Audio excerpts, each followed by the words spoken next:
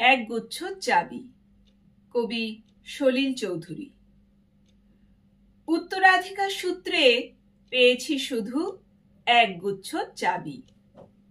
ছোট বড় মোটা বেটে নানা রকমের নানা ধরনের চাবি। মা বললেন, যত্ন করে তুলে রেখে দে।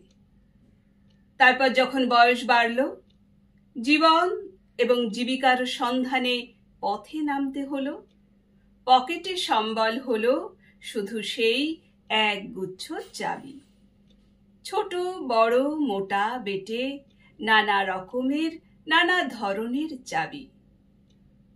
কিন্তু যেখানেই যাই সামনে দেখি প্রকাণ্ড এক দরজা, আর তাতে ঝুলছে প্রকাণ্ড এক তালা।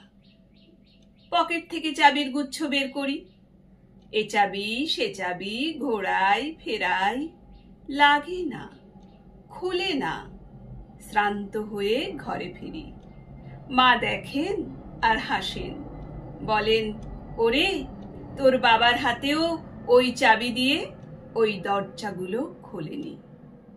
শুনেছি নাকি তাঁর বাবার হাতে খুলতো। আসল কথা কি জানিস?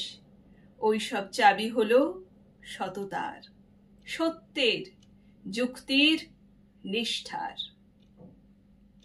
আজকাল আর ওইসব চাবি দিয়ে এসব দরজাগুলো খোলে না। তবুও তুই ফেলে দিস না, যত্ন করে তুলে রেখে দিস। তুইও যখন চলে যাবি তোর সন্তানদের হাতে দিয়ে যাস ওইসব চাবির গুচ্ছ। হয়তো তাদের হাতে, হয়তো কেন, নিশ্চয়ই তাদের হাতে আবার একদিন ওইসব সততার, সত্যের, যুক্তির, নিষ্ঠার চাবি দিয়ে জীবনের বন্ধ দরজাগুলো খুলে যাবে, খুলে যাবেই।